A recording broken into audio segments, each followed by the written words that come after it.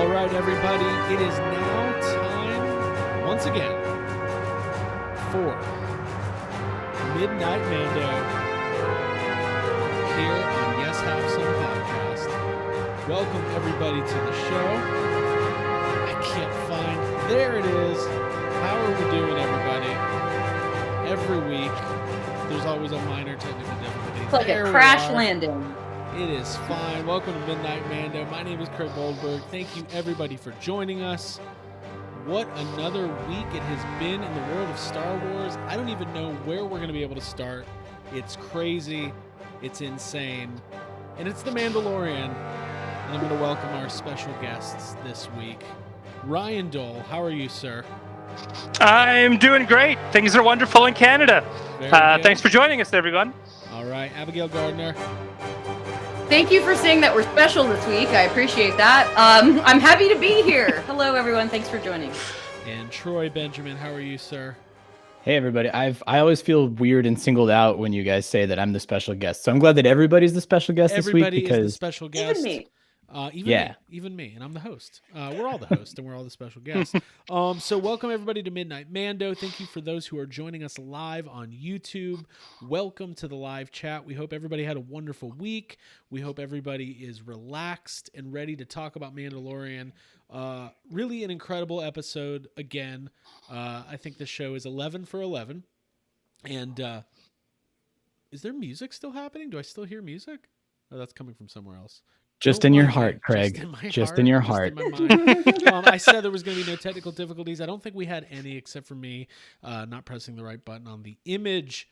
Guys, I'm excited to talk about Star Wars. Let's get right into it. There's no need to spend any more time talking about No dilly-dally. I think people tuning in know what's happening. They know we're here to talk about The Mandalorian. They know about Yes Have Some Podcast. Let's go ahead and talk about how many credits we're going to give this episode like we always do. Troy, I'm going to start with you. How many credits, sir? Ooh, on the spot. I'm going to give this one 10. I'm going to be bold this week and give it 10 Hold on, I didn't even get 10. to play my... Oh. There it is. Yeah. I said, fuck it. I was going to get rid. I was going to change the sound, and I said, no, we're keeping it. I don't care. I'm already in my Star Speeder 3000. I'm good. There we go. Yeah. All right, cool. So 10 credits from Troy. That's big. We're going to get into that. Ryan, how many credits? 10 credits. I like to play them high, so... I like to play them high. That's not a real turn of phrase, but that's fine. Let it ride. Hey, man, I'm streets ahead on this. I'm good. By the way, I'm sipping my drink Streets behind. out of an Ewok. I don't have a straw, so I'm one of those insane people who is just taking the tiki mug. Just taking a risk. Taking a risk. Abigail, how many credits? Well, I figured everyone else was going to give this 10, so I decided to be different. And since I've given the last two episodes 10 credits, I gave this 9 credits. I think it's because now I did think this was a fantastic episode, but I think that last week had a little bit more of like a horror element to it with some of the creatures and the spiders that I really dug. And then that first episode had that crate dragon chase that felt like Lord of the Rings and Dune at the same time. So I was just really into those first 2 episodes. This one was also great, but just didn't quite like get that little sweet Abby spot.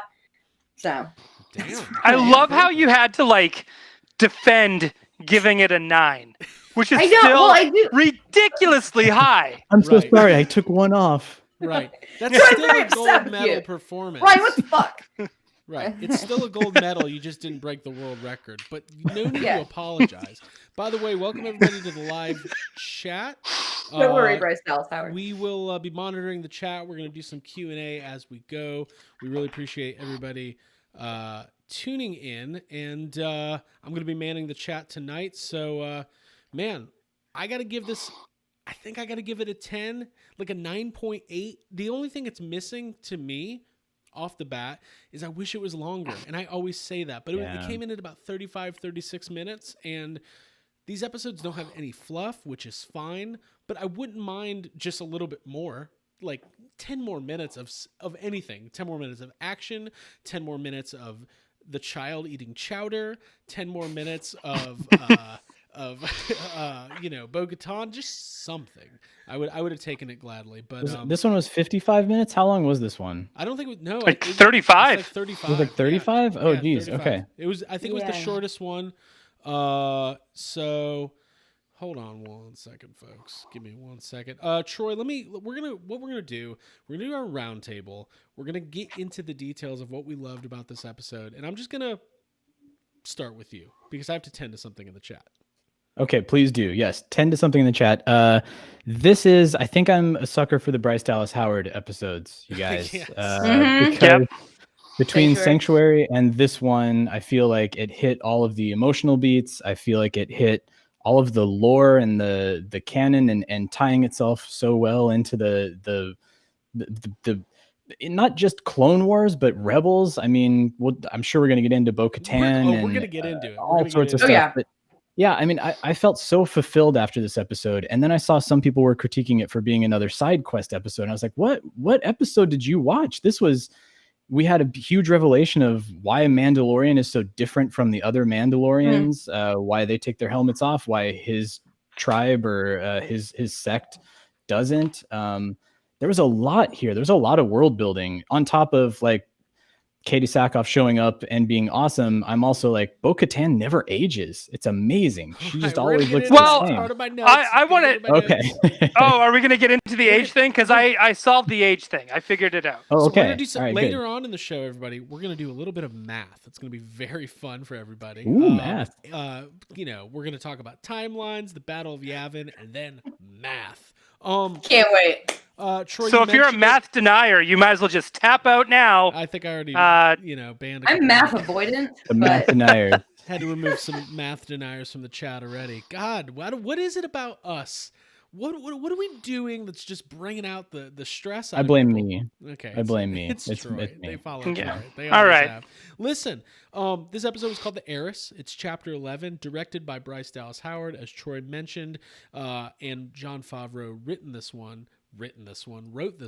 Well, he written it. That's how we talk in Georgia. He written it. I will say, my first thought was, man, at least somebody in the Howard family could put out some quality Star Wars products. Oh, are you gonna shit on Solo again this episode? I just it's gonna be a drinking game at some point here. Bryce Dallas Howard is incredible, and her episode she did last year was. I feel like that was one that was it. Was it a little bit polarizing? Was that the episode in the village where he meets his woman? I don't know. I love. Yeah, I don't know. I didn't realize that was polarizing. I thought we all loved that episode. Well, everything's polarizing now. Polarizing. Yeah. Everything is polarizing. Even us. Yeah. We're polarizing. 2 out of the 4 that was one of of my us favorite episodes. Right, so, too. Yeah. Ryan, I'm bipolarizing. There you go. We all are. Ryan, what were your initial thoughts of the episode coming out of it? And I know we should get this out of the way at the top here. I'm not a Clone Wars or Rebels expert by any means. Ryan, I know that is more your wheelhouse. Troy, I'm not familiar with how familiar you are with those, so we'll probably lean on Ryan a little bit for some of the backstory. And I saw a couple people talking in the chat, and I want to get this off my chest at the top. What I love about Mandalorian, and I said it last week, is that you don't have to be an expert in Star Wars. You don't have to have consumed all of the media coming into it. And the Mandalorian himself kind of acts as the voice of the audience at times, where he's kind of learning as he goes, and you get to learn with him. So when they introduce new characters, and by the way, I think there's going to be a lot more of this, especially after this week's episode. So we're going to dive into it. We're going to get into the details. Keep the chat going. We love you guys. Ryan, what were your initial reactions there? Just for the I didn't react to what I just said. I want you to know if am I doing good as a host, and then you can react to the episode. No, what were your initial reactions? You're a good host, Craig. To the episode. Yeah, Craig, you're doing really good. Doing great.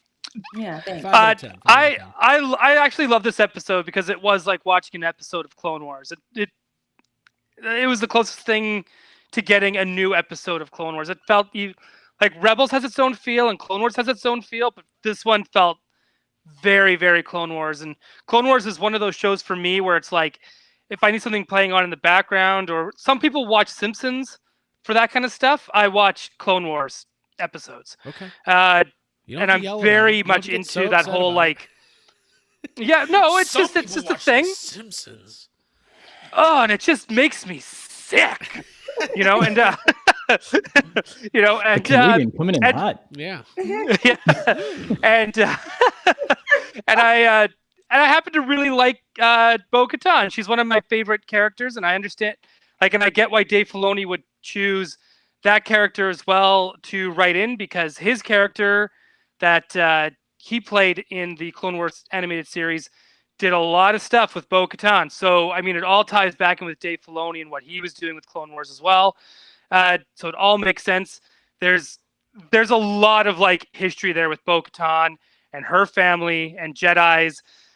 There's a lot going on there, and I don't want to spoil anything because I actually really want people who haven't watched Clone Wars or given it a chance to give it a chance. Yeah, we're going to try not to get too in depth on spoiling some of the events that happen in Clone Wars and Rebels. Some of that will be unavoidable, just because obviously this takes place after that and is referencing some major plot points. And characters. Abby, first thoughts. This episode in particular, I think, speaking about how it felt like a which I haven't seen every season episode of Rebels or Clone Wars, but seeing some of the action sequences, the way that they were paired with music, and how stylized some of the shots were, it felt very much like an animated series at points, which I really enjoyed. I thought that there was incredible dialogue moments throughout this episode, like some really funny moments. And I feel like the balance of action with like the sweet, quiet moments is, I think, what Bryce Dallas Howard's like really good at. So this overall really like hit home for me. And I'm not the person, like I just said, who knows all the depth of the animated series stuff, but I still enjoyed it just knowing what I do know, and then going back and reading after the episode and kind of digging in a little bit more. Right. Abby, did you know Bo-Katan before you saw this No. episode? No, I So when texted she my showed friend up, did and you I was get like, that feel of how important she was? Because they did a really Yeah. great job of that, and I feel like you probably caught that without knowing who she was. as someone who has watched all of Battlestar Galactica, I didn't even know it was Katie Sackhoff. I was just very much taken aback by. I was like, this is a big character. She's got cool shit on her helmet. She's doing a lot. This has got to be somebody important. And then later when I read, I was like, oh, she looks like the character. She voiced the character on the show. Katie Sackhoff did. And it was like, this is like a huge deal. For me watching it, it was a huge deal to see Katie Sackhoff, somebody that I love, as a female on sci-fi, and then just to see that it ties in so deeply with the lore. It was like, oh, Yeah. this shit makes everybody happy. It's great. Yeah, I would agree with that. I think that the way these stories are constructed, when there's something happening that has a level of reverence or important, it's that thing that non-filmmakers can't really articulate, that actual filmmakers and people who tell stories for a living, they know how to make it work. I mean, and we'll skip ahead a little bit. We'll jump around. One of the things when the frog lady, I don't think she has a name yet. She's Frog Lady.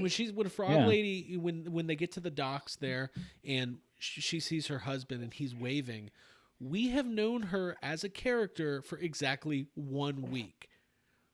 She doesn't talk. We don't know what she's saying. But the emotion that they conveyed last week, and then that scene where you see her and her husband come together, I felt it. And that is you can't teach that. Well, maybe you can.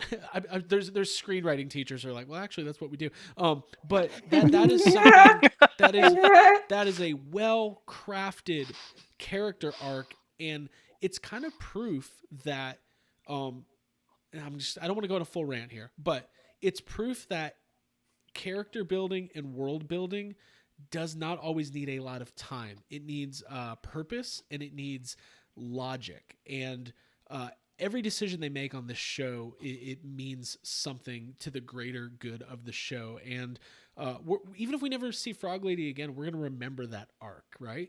And to anybody who said this is like a side quest episode, I'd completely disagree. I mean, this last week was a side quest, if anything, because they spent 20 minutes battling giant spiders, which is great. Don't get me wrong.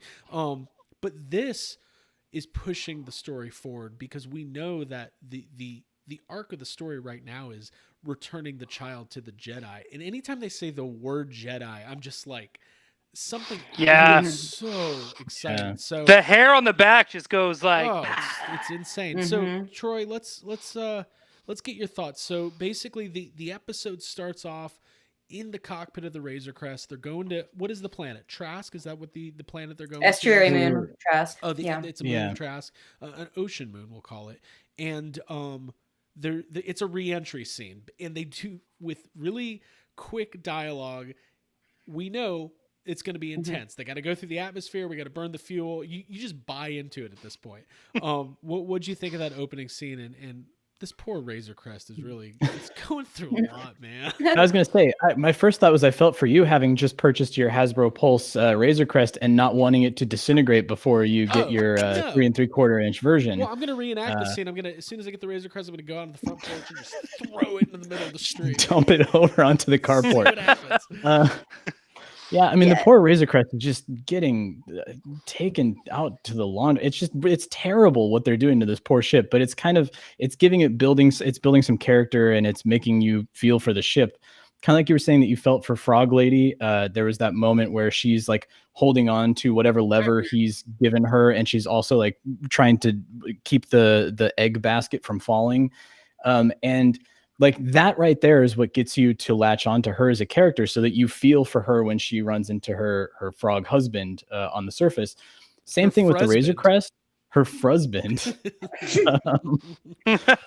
We're all frusband if I think about it. But anyway, so but the Razor Crest is the same way. Like in the first season, when it got stripped for parts by the Jawas, that kind of made you start feeling for it, and now you see it just constantly just getting beaten up. And yeah, it's awesome. And then the way that they handled the re-entry, and the air traffic controller is like screaming in his ear, and he's like, "I'm doing the best I can." You know? Yeah. Yeah. That they build Yes. is so good. And then of course the comedic punch at the end was right before that main title, where the engine blows up and it just falls into the ocean.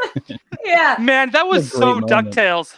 It reminded Yeah, me it of really something was. right out of DuckTales with Lunchpad McQuack. It's like perfect landing, Chief, with Mr. McGee, Yeah. and poof, right? Fiery descent. I thought Mandalorian. I thought it was just over. I thought that was the series finale. Credits. Yeah, exactly. I thought that the first episode of the season was the best open, but this honestly kind of rivaled it. I think it's becoming Comedically, a it was really thing. funny. I think it's becoming. Thank you, Ray. Apparently, my audio is a little low. We're going to try to fix that. I don't know if that helped what I just did, Or not. but we'll figure it out. Troy, keep going. Oh, so yeah. So once we get into the title, I mean, I don't. Ryan, we've seen like ocean planets. Like we saw Kef Bir in Rise of Skywalker, which I know is a fan favorite among this crew. I can't speak so highly of Rise of Skywalker in this company. But so you see kind of an ocean planet there. But it was cool to see like the Mon Calamari and the Quarren and the seafaring races in a planet. So that was immediately what struck me. And then when you see the reuniting of the frog parents, you get that nice tender heartstring moment. But yeah, I don't. Yeah, As a fan, how did you feel about seeing all those Mon Cals, Ryan? I have this written down as my notes because I thought this was really, really cool to see, and I know some people are gonna think, why would I think about this and think this is cool? But the idea of a calamari wearing a knitted sweater, I thought was just really, really Yeah, like fisherman. Canadian. It was like Canadian East Coast. That whole like area that they landed on reminded me of like Nova Scotia or New Brunswick of Canada, where they're doing like, they're beachcombers. You know what I mean? Like it kind of reminded me of that. And so it kind of like, it felt a little CBC Canadian to me. So I actually kind of really enjoyed that. And as you said, I'll echo as well, when the frog couple reunites and they touch hands, right? And then embrace, and then she's like holding his head and stuff like that. It's really endearing and just like they're frogs. But Yeah. They're frogs. but we were like, our hearts felt it, and it was great. Yeah. I should that's- interject. And the that's child part- reaching out for the eggs. I should He just wanted interject to, with the knitted sweater Mon Calamari there. That was played by Frank Ippolito. Now Frank is an SF or he's a builder. He has a shop in L.A. He's friends with Hal Clay. Apparently, he wow. did he made all of the Mon Calamari masks for Mandalorian and has been working on the show for a while. Did that's he awesome. work on the sweater? I don't know if he made Well, the sweater. Oh, well, then we can just keep moving on then. It I does want have to know who made that. that Chris Was Evans. it the sweater? Was it the sweater sweater guy that had that line about like that he hands the credits to and he's like, see what you Yep. can do, and he's Yeah, like, he's well, like- fill it with fuel if it still holds fuel. That guy, that's Yeah. what you're talking about. Yeah. Yes. Yes. So, and I don't know if he did the voice, but Frank has a shop out in L.A. and they work on all sorts of stuff. So that was cool. Little YHS connection there. I've never Little met fun Frank. moment. Maybe we'll have But Frank yeah, on the show. 6 degrees of yes, have some. That sounds good. I was going to echo what you were saying about the frog lady and husband reuniting. I literally stood up from the couch and moved towards the television while that was happening, like I was frog lady going towards my husband. And then Craig yelled at me. He's like, "No, we need to take Mando seriously. Come sit down and be quiet." Are you Oh. treating the Samsung as your Wow. husband? Is that what I'm hearing? Yeah. My husband Yeah. in television. Well, Can we call her husband Dan Frogman? I call him Mr. Frog Lady. That's I'm funny. sure there's another name. Either way, That's that good, too. moment, it was so special. And I love that when I watch this show, I get up off my seat and like cheer, and it's so exciting every week to have something like that you care about that much, especially after you just met those characters, like we were all saying. Yep. Another interjection here. We've probably seen the Razor Crest on screen more than any ship in the galaxy, including the Millennium Falcon. Is it going to rival the Falcon? Is it better? Do we like it more? Ryan looks so upset when I said that. A bold claim. That's a bold It'll statement. have its Mr. own Goldberg. generation. Yeah. I think for new fans, this will rival the Falcon. Okay. If you're me, it's the Falcon. All right. Yeah. That's the answer then. That's the way. This is the way. I mean, the Ghost and Rebels sort of grew on people too, and that was one that, like, when I first saw it, I'm like, oh, it's just trying to be the Falcon. It's that prototype Falcon model, and by the end of that show too, I really felt so that when I saw it appear in Rogue One and at the end of Rise of Skywalker, your favorite movie, it was awesome, like, to see that in the bigger universe. So Right. I think if people saw the Razor Crest in a sequel that comes up soon, it will have that same impact. Very, very, very true. Even if it's like a new Razor Crest, not necessarily Din's, right? Like just seeing Yeah, the just ship. that model. Updated or- Razor yeah, Crest with yeah. it's got like banthas on it for some reason and new Jabba's Palace bands in there doing new songs. I don't know. You never know. It can happen. Hey, listen. Make world. So basically, Mando is still on the hunt for his own kind. He's looking for the Mandalore, and he in this scene is we get our first shot of what we will find out later is Casca Reeves, played by WWE superstar Sasha Banks, who was credited by her government name, Mercedes Varnado. She's kind of off into the distance.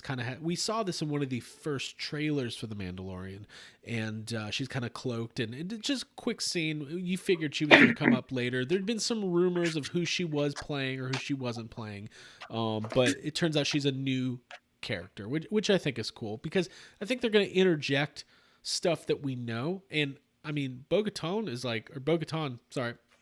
That's the first animated character that was introduced in the animated shows that is making its way to live action, I believe. And that's kind of a big deal. And I think a couple years ago, you would say risky. At this point, it doesn't feel risky because those shows they really have carved out their own section of the entire Star Wars universe and are as beloved as some of the movies. So, or all the movies, I should say. But basically, Mr. Frog Lady tells Mando that the information he is seeking will be in this little diner, which leads to some really fun stuff. I mean, anytime Mando and the child are sitting down for lunch, I'm in. Give me I want Seinfeld level episodes. I want a whole episode where they're just waiting to get a table. I would watch Dinner that. for 5. Can we call that restaurant the Chowder Spout? Yeah, they're at the That's Chowder what I Spout. Troy, they're at Del Boca Vista. You're telling me there's no tables? Troy, so in this scene, they sit down. The waiter comes up. There's the chowder. Let's talk about the chowder scene. I like the discussion the waiter has about like it's like kind of New York, like you gotta hurry up, you gotta pay for a table. Like if you're gonna sit here, you gotta get something and pay for it. I like that.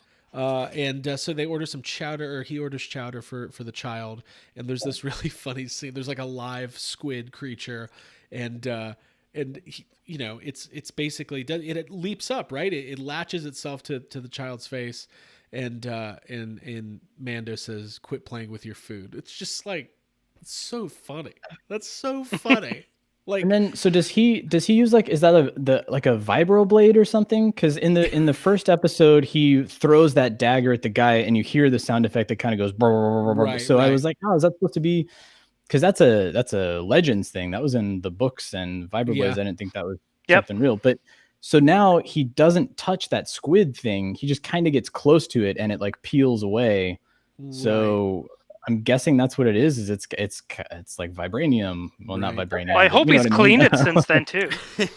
There was a tremendous amount of stabbing in this episode, just all around. There was a lot of stabbing. Yes. Thank you for bringing that information, Troy. I thought that was just a letter opener, by the way. I didn't know what he was doing. Mando loves to check his mail with style. Does. He's a big supporter of the post office. Did anyone else notice that, like, in that whole area, like in the landing bay, just on that planet in general, there was no droids?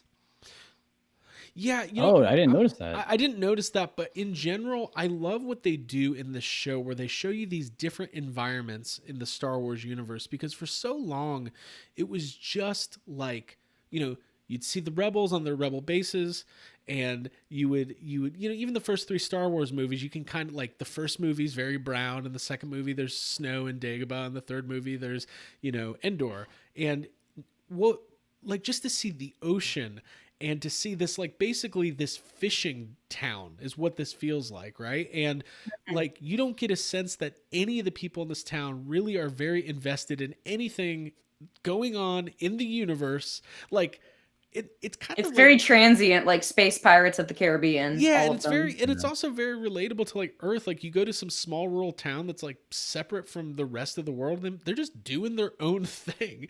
And I kind of like that. It's I love seeing these different worlds, and I'm totally cool with them going to new.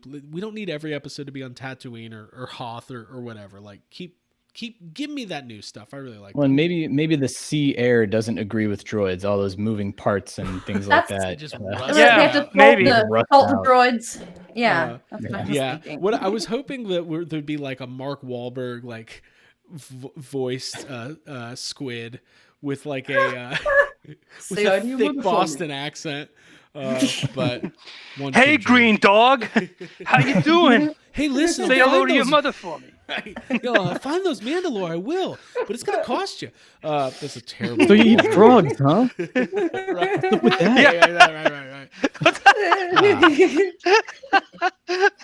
Anyways, so they're in this restaurant. I think we're funny. I mean, that's why we do this. We're just gonna entertain the people. By the way, thank you for everybody joining us. It's late. It's 12:30 on a Friday night. This is the Wayne's World of Mandalorian. This is the way. We stay up now Friday night. Got no place to go. Right.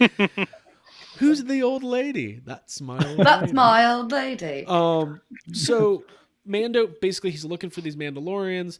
He always says, "Have you seen others like me?" Because he doesn't want to explain. Like, they're like, "What? Like with a helmet? What's a Mandalorian?" Yeah. And the waiter tells him that there's somebody who can help him, and the guy explains what's the race of people called again? I call them squid heads because that's what the figures are. I only speak in toys, by the way. But the Corrin gentleman says it's going to be, a couple hours sail. We'll take you where you need to go. And I can't believe that he trusted him. Right off the bat, I was like, this is bad. Like, I knew it was bad. They just want that armor. Right. It's very dangerous. Yeah, it's like the in guy with Mandalorian. like driving around an Escalade, and people are like, "Hey, Right. come to my secluded alleyway. I'll help you get directions somewhere." And he's like, "Okay."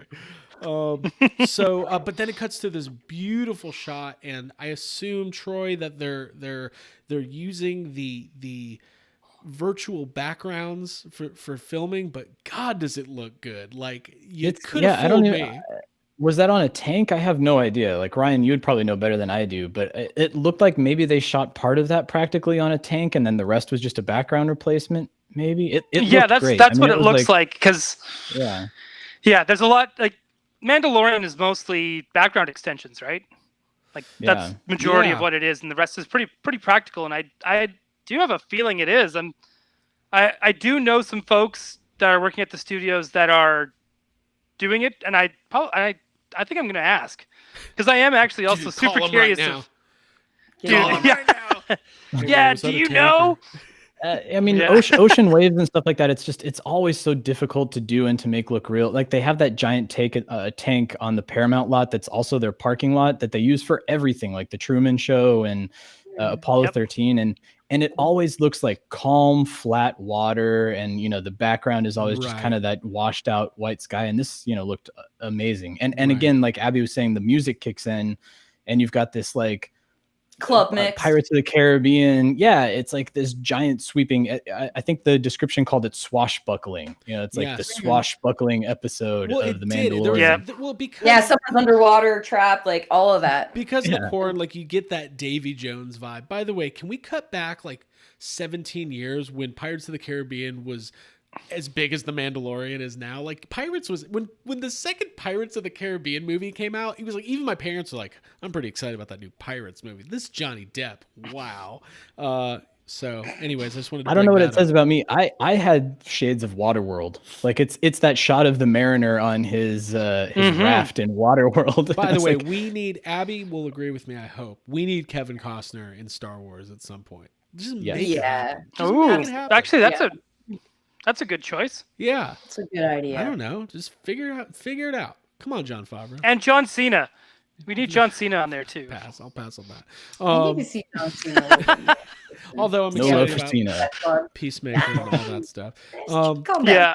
So this is the big this is the big pivotal scene where basically the guy says, "Oh, we want to show. We think the kid will get a Oh, he's kick really out of hungry.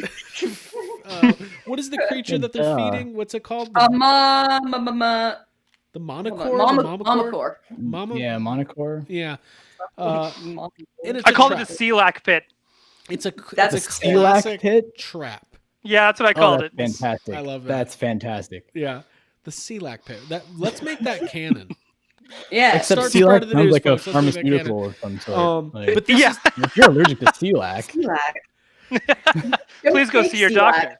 so this is a big scene where it's very upsetting because they whack not Sopranos whack, but Mandalorian whack the child into this pit which is in the ocean, and Mando dives right in. I love it. He's like, if they ever try to separate this two, like fast forward to internet outrage, God forbid something ever happens to the child or something, it's going to be really bad.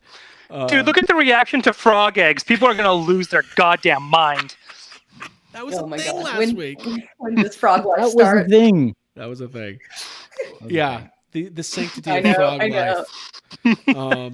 Anyways, we won't He acknowledge eats that. everything. He's Yoshi. Yeah. He eats everything. Yeah, I'm pro Yoda. I'm pro Baby Yoda. For Baby Yoda. I hope at some point they start referring to him as Baby Yoda on the show. Right when everybody gets used to calling him the child, they're like, "No, it's Baby Yoda, don't you know?" So this attack happens. Mando dives in. Boom! Our Mandalorians show up. Ryan, did you realize that was Bo-Katan immediately? Yeah, because of the colors. That's Okay. how it, like, Yeah. got it. So right away I knew, and I was already like in like misty. I was expecting it to look so true to what we saw in the cartoon. Because how many times have we like grown up or watch movies based on a cartoon or a comic, and things aren't always exactly as you see them Right. in how you Live originally action. saw them, right? He-Man So and once they Masters get of the transferred into Universe. live action, I'm talking Masters of Yeah. the Universe, even Mhm. Ninja Turtles to an extent. Right. You know, like anything, even MCU. You know, all that stuff. It's always like slightly different, slightly off. Something. It's just always like we have to make it different for the movie because it's the movie, right? All this like fucking marketing bullshit garbage coming from a studio Yeah. exec, and then they come in here and they just go, let's just copy exactly what we had, you know, back Yeah. in, 10 years ago. And they did it. And it was just like, holy shit. So you can just fucking do it. So You can just X-Men, make it like the take a cartoon. goddamn hint. Yeah. Right, Like right. it's just, it Well, it all literally like stems made me, from- I know I sound like I'm swearing and I'm angry, but I'm actually like super, super happy. Right. And this is me being like overly joyously happy that they just did it. They didn't give me any kind of bullshit excuse of marketing garbage, some bloody jargon from a studio that's never read a comic book or seen a cartoon. So it was like really nice for them to just take it and embrace it and own it and give it to me. Right. Slap it Yeah, on a and- plastic lunchbox and sell it to me. Yeah. Well, it all and stems back going to out of the- their way to do Right. that. Oh, sorry, Craig. I didn't mean to I was step on gonna you, say but like giving her the red hair and going out of their way to make Katie Sackhoff look like the cartoon, like the character in The the animated headband, series. everything. It was Yeah. just, Yeah. God. It's pretty. It's I love kind of that. unprecedented if you think about it. And what I was going to say is it kind of goes back to the old first X-Men movie where they make the joke about the uniforms. Like what should we be wearing? Yellow spandex, and everybody in the Yeah. world went yes. And that also stems all the way back to Batman '89. So like, there's been this kind of like what's the movie version gonna look like? And now it's kind of like, hey, you can do a tasteful version of an anime. Like people, listen, it's Star Wars. No one's gonna, I'm glad they didn't just go in a completely different direction with like, Yeah. even if it was a Black different actor. leather. Yeah, right, like black leather mask for some reason. All the Two Mandalorians have Mockingbirds. leather masks on. Yeah, It's yeah, kinda crazy. So that was really cool. She shows up now. She does have Sasha Banks with her. We mentioned her earlier, who is a new character. And then the gentleman, Axe Woves, I believe is his name. They are part of the Night Owls. Now, I believe the Night Owls originated in the Clone Wars show. Is this correct, Ryan? yes and no. Okay. Because Explain. they Do were- explain. I don't want to get into it because I want you to see it. Fine. We'll just talk about tonight's episode. So they Yeah. that's fine. Just think. So I can do it without spoiling it. If you have a warrior race where everybody is built upon honor and battle, and it's like the Klingons, there's always factions that are at war with one another. Right. Yeah. So one sect may not always be the same sect, or they may ally themselves with another sect, and so that you can take into watching the Clone Wars and even Rebels to a certain extent. And that's all you need to know. There's many different levels. There's many subtle levels. Got it. Of Got it. Mandalorian. When are we doing Ghostbusters at midnight? So I'm ready after this. you want to hear me not know anything? Ask me any details about real Ghostbusters episodes. Nothing. I don't retain that at all. I'm like, their suits are different colors. I like the toys. So, by the way, I'm exposing myself as a fraud. They save Mando. That's what happens. Abby, what'd you think of this scene? I loved it. I love Sasha Banks. I think that having that like physicality, like an actual wrestler, someone who's like an athlete in the gear, kind of like Cara Dune a little bit. Seeing that, it plays on screen so much better and makes a more badass character, I think. And seeing that rescue hip scene- tossing them overboard. Yeah, like you can see, it's like, I believe that she can do that because she does that in the ring and you can see it and you can see the muscularity and the definition in her uniform. And it's all very cool.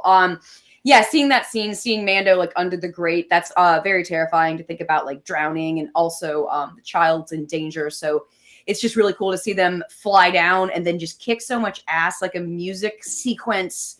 It was a very, very cool scene. It was great to see Baby Yoda get out of there alive and see the bassinet open and that he's still dry and still okay. And you could see that Mando was a little bit shaken up after that too. Like it was like a tremble in his voice a little bit. That was just really earning the trust, I think, of that crew, those three, which obviously if we get into the next part, they save his ass again, you know. So it's, and I think no, go for it, Troy. You're good. Craig, can I go back to Axe Woves because there's something that I want to mention there. Please do.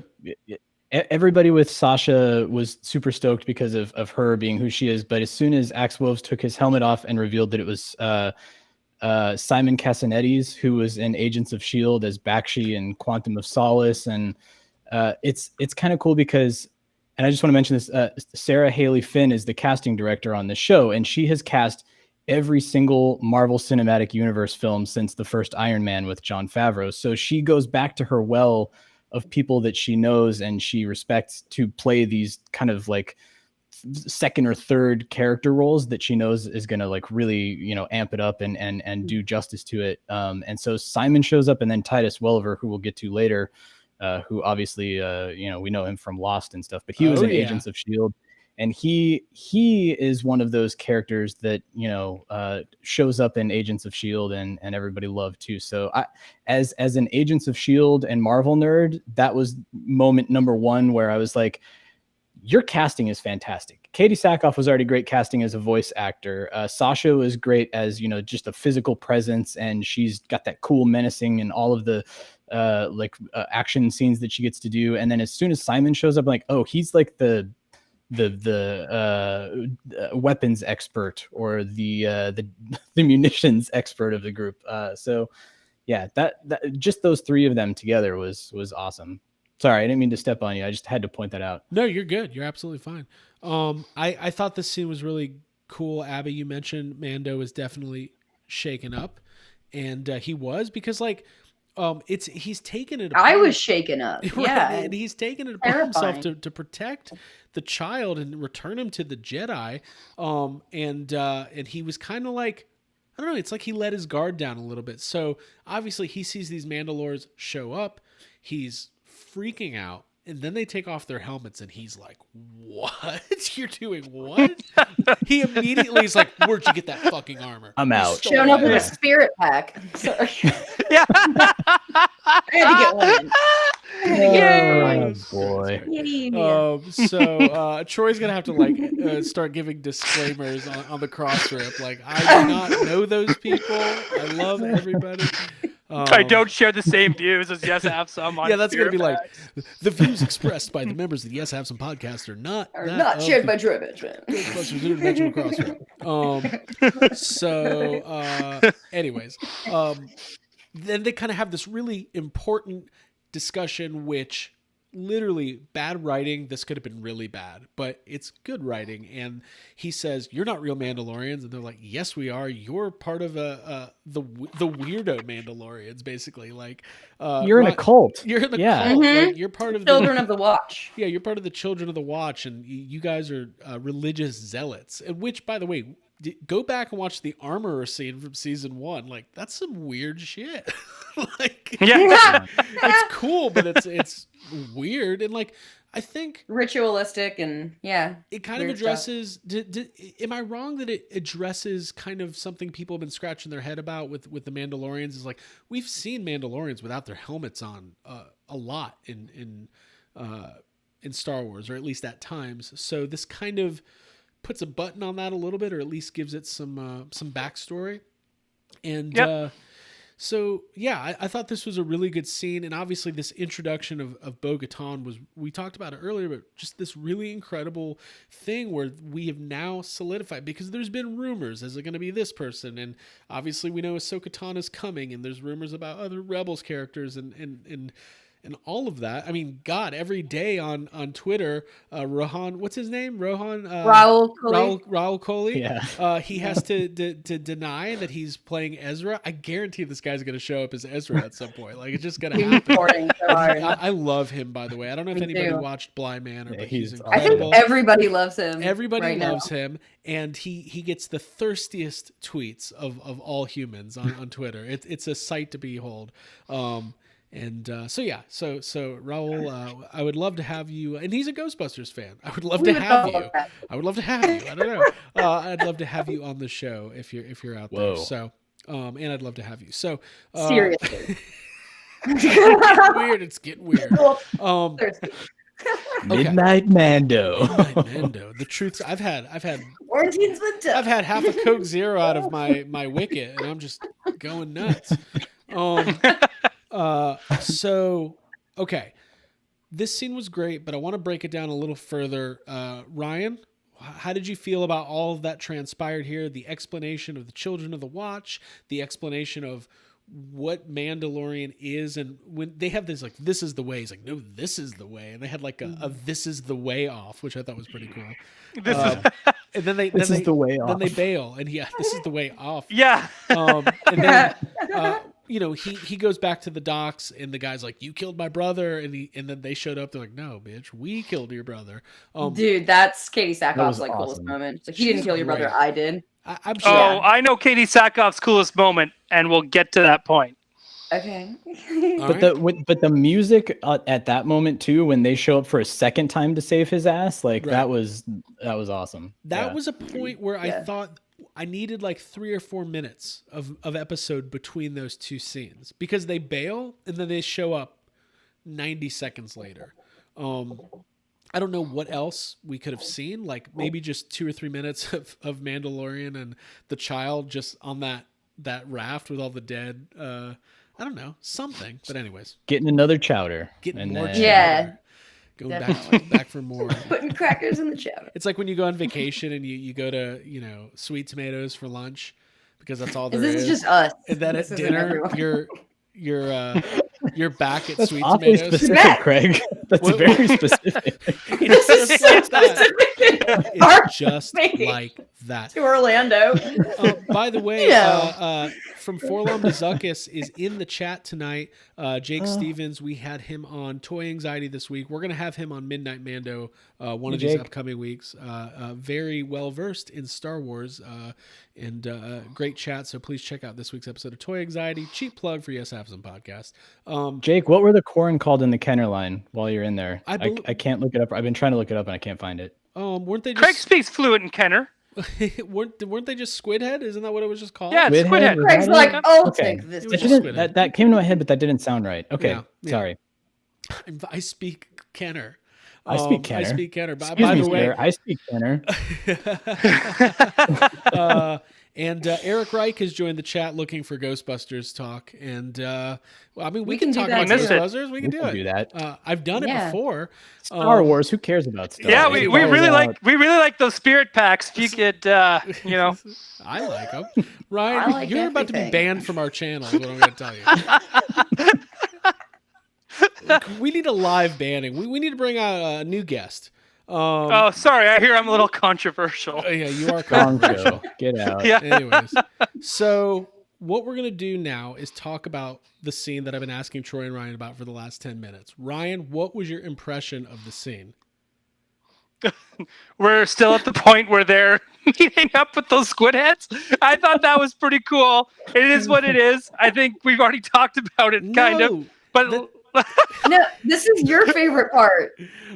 no, this Right. is not my favorite part. My favorite Okay. part is like when they're on the ship. I'm cutting down to Troy. Ryan, I'm going to mute you. You missed Troy, out, Ryan. This scene where the Mandalorians come back and rescue Mando again.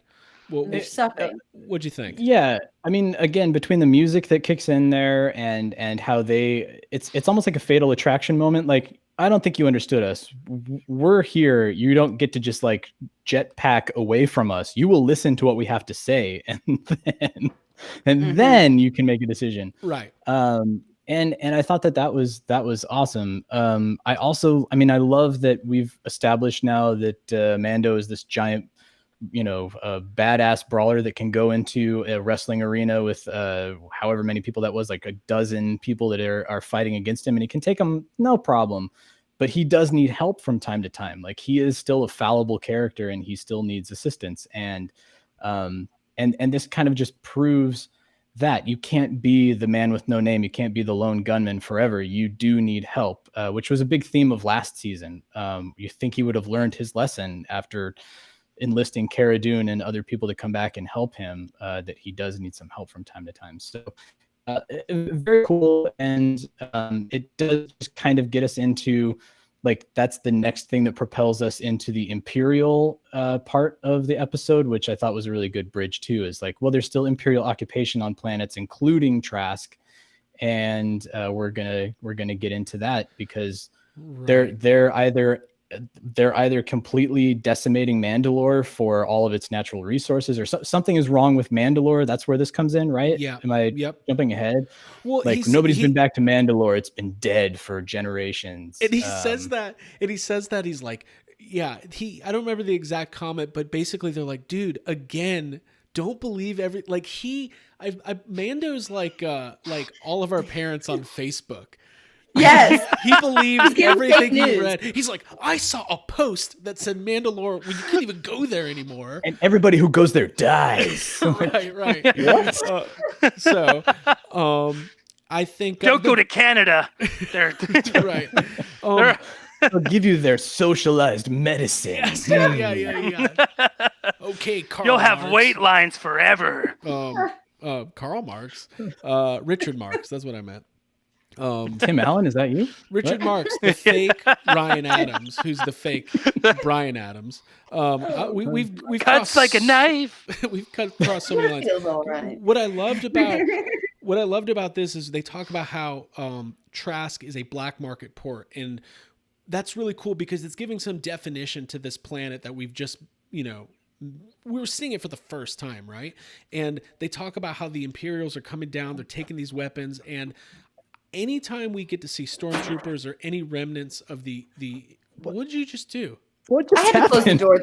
There was a cat trying to come in, and then I was gonna get Craig's like voice coming in through the You door. can Sorry, throw y'all. a shoe to close a door, Abby? Yes, it's pretty cool. I threw an R2D2 pillow actually out the door. No, remember like 10 years ago when somebody threw a Thank you for shoe noticing. at George Bush at that press conference? That was Yes! Abby. A lot of Yeah. people don't That know was Abby.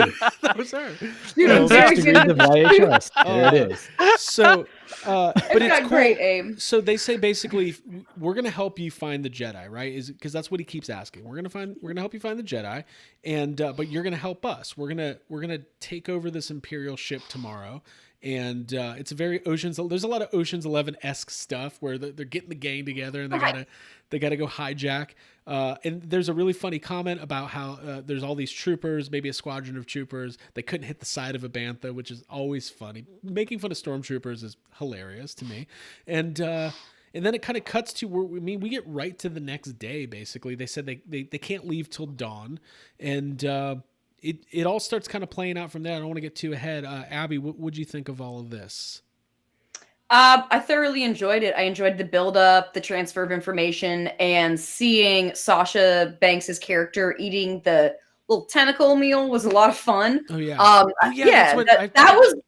they go Ryan's to dinner. favorite. They go back to dinner is what happens. They have dinner. They My share whole a sweet meal tomatoes together. thing. There we go. Yeah, they go to sweet tomatoes. They go back to sweet tomatoes. But yeah, then they break down the fact that it's like, all right, we need to get this ammunition, our guns and stuff back from these guys that took them, and I need your help. Which again, like you're saying, Troy, it's like Mando realizing that he needs to work with a team, and maybe sort of grow and evolve a little bit, change his perspective on people and things, and it has Right. grown him as a person. And trust the child to the frog couple again, too. He's like, I Yes. need you to watch him while I go do this thing, where it's Relying like, on other people. yeah, or he's other finally frogs. coming to that realization. Yeah. I want to Yes. see a spin-off of the frog people just babysitting all the time, the child. Like I get, because really what's going to happen is one of these missions, Mando's going to leave the child there. He's going to die. And then he's going to be part of their family. And then he's never going to feel like a real part of their family because he's eating his brothers and sisters all the time. Right. No, it's going to be a big family. They're going to have multiple kids. And it's going to be called Frog House. Okay. And it's going to start off with them driving down the San Francisco Bridge. Why did I It'll be laugh at that? Whoa. Boo, I boo. Whatever happened to those eggs in that jar? How rude! Oh, Oh my no. god. Michelle Tanner. Have Okay. mercy, you guys. That was funny. I like the idea of it being more like Everybody Loves Raymond and the Frog family living across from Mando, and like that's kind of the setup. Yeah, okay. And they come over. Okay, okay. None of this is gonna happen. None Moving of on. this- What about happen. Frog Company? Okay. Can we so have like listen. Frog's Company where they live in an apartment? There he goes. Egg is enough from Full Love Design. Whoever can come up with the Egg is best pun, Egg is enough. the That's good. best pun for the Mandalorian Frog Lady sitcom. We'll do something. She leaves her husband, moves in with 3 others. That's called Golden Gills. Oh, Whoa. I'd watch Wow. that. I would watch that. Yeah. I'm really trying here, but I was just gonna throw a shoe at the door, so I couldn't. Kind of lost my train of thought. All right. Banning. We're banning people from the chat. Anyways, Ooh. moving on. Oh. It gets wild. I'm telling you, we're in the YouTube's different. YouTube Huh? is different YouTube than like is so everything different. else. It's the Wild West. Oh man. It just hits different, you know? It just does. Where were we? We've gone so off the rails. Okay. So he goes on the Ocean's 11 heist of the Imperial. They become pirates. That's where They we become were. pirates, right? And that's what happens. They take over the Imperial ship, and then this is where we're introduced to our Imperial leader, Titus Welliver of Lost fame. He played the Man in Black, and he's been in some. He's a great actor. I really like Bosch. him. If you haven't watched Bosch, it's awesome. And Yeah. I think let's have this little discussion. How are we feeling about these Imperials who are still clinging on to the Empire? What's the line? Long live the Empire. Long live the Empire. Long live the Empire. Yeah, and we got this is pre First Order. In all of the Kylo Ren stuff by years and years. How do we feel about these loose remnants of the Empire and the galaxy, like still trying to? It reminds me of the Foot Clan in Secret of the Ooze. Like they've been relegated to a shack outside of a city dump, basically, and there's not a whole lot of them left, but they're still trying. They really are. I think it's really cool. I love seeing this stuff. I mean, it's there's a whole thing with the Imperial Forces where there's Operation Cinder, where if you've played some of the video games and it's come up in some of the books like Alphabet Squadron, but like there are people that are still clinging to the fact that the Emperor might be alive, and it turns out they're right. And but there are the people that think that there's a bigger plan. There are, again, talking about warring factions, there's a bunch of admirals and vice admirals and grand moffs that are all fighting and jockeying for resources and territory. And so like the Empire is still hanging in there. And for all of the people that are still pilots or in the lower ranks, there are some people who are dissenting, and that's what, if you read the Alphabet Squadron, I'm pointing to you, Craig, so that you can read this and fall asleep. Alphabet Squadron is a great book that's about an Imperial descent. He's gone. He's out. What is it with you and books? I don't get it. I like books. There's just so many words. I wish it was more of like He a just visual never medium. learned to Reading read. This is our Oscar moment. Yeah. But yeah, I mean that's there's a lot of depth to it, and they're really exploring it throughout of the comics and the books and the video games to kind of what happens when you realize you've been working for the bad guy. Do you stick with it? Do you leave? What keeps you there? What makes you leave? It's really interesting. So Right. So seeing these guys, like the pilot who, once he hears the command, the long live the Empire, and he knows that he's about to get a blaster in the back of the head, Right. it's like, oops, I made the wrong decision. I should Did I? not have. I Yeah. should have gone to the New Republic. And also, Yeah. I also want to point out, because Jake was absolutely right. Titus Welliver, another Deadwood connection. There you go. Lots of in Deadwood this here. show. Lots of Yeah. Deadwood. So I want to talk about these stormtroopers. I don't want to. This is not even a commentary on any of the sequel trilogy or anything. I just love the classic stormtrooper design, and that's not because I don't like new stuff. Because I think Kylo Ren is one of the most badass looking characters of all of Star Wars. But there's something about those old, like the remnant stormtrooper. They're a little bit dirtier. They've got the old model, helmet and everything. Obviously there's this really funny line where they kind of communicate to the cockpit. They're like, oh, there's pirates. There's at least 10 of them. They're like, There's "Oh, only there's 4 four." lives. There are 4 life forms. I love that. But Did anyone else notice that these Imperial officers didn't have a British accent? Oh, interesting. Oh, good point. Okay. Yeah. All right. So these are probably the scabs then. These are Yeah, the guys right? that were on the That's- They were Imperial pulled officer in. waiting Yeah. list. Guys, the Empire's down, but they're calling me up. I think I'm gonna go. I'm an admiral now. Performed in this episode like they were brand new and had never shot a blaster before, which I know is kind of par for the course. And some of them, their uniforms didn't quite fit either. Like all of the Imperial uniforms are always super tailored, and I noticed a few of them were a little too big. So yeah, maybe they were just kind of working their way up the food chain. Right. Like they got the hand-me-downs. It's like when you join the Cub Scouts like too late in the Cub Scout season. And There you like, here, take this. This one kid didn't make it. He hurt his knee. Wear this one. Again, super specific stories about my life. Super specific. And then you go to Sweet They go Tomatoes, to and Sweet everything is totally fine. This episode of Midnight Mando is brought to you by Sweet Tomatoes. Sweet Tomatoes, your choice for vacations and Boy Scout troops. Unfortunately, I don't think Sweet Tomatoes made it through the pandemic. I don't think they did either. I So- think they were They soup really- plantation owned. I'm gonna Yeah, honestly bring they them were. back. I'm trying. I need that soup and that Yes. bread that they don't call pizza, but it's clearly pizza. It's pizza. It's like it's not pizza. It's just doughy bread with sauce and It's just cheese on bread. it. It's pizza, guys. Maybe if you called yourself Pizza Store, you would have survived. Okay. Pizza Store. What am I talking about? Unlimited salad pizza. So there's this scene where the pirates, we're gonna just refer to our 4 Mandalorians as pirates from now on. They kind of get caught in a pickle, and they are trapped in this. They come up an elevator, and this scene reminded me so much of Batman Forever. I was Yeah. overreacting. Same here.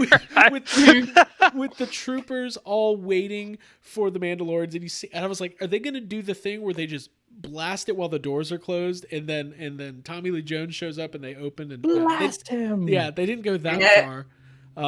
But Abby, there's this really great scene where they trap them in the control room, and these guys think they won the battle, and then They're like, and- trap them where? And he's like, in the cargo control area. And then it takes a second for that to set in, and then you're like, oh shit. It we're was all very gonna much get like fucked it up almost had fast. like a Dukes of Hazzard. Like we need a freeze frame. Is like it was at this moment That that moment. the Imperials realized they were in trouble.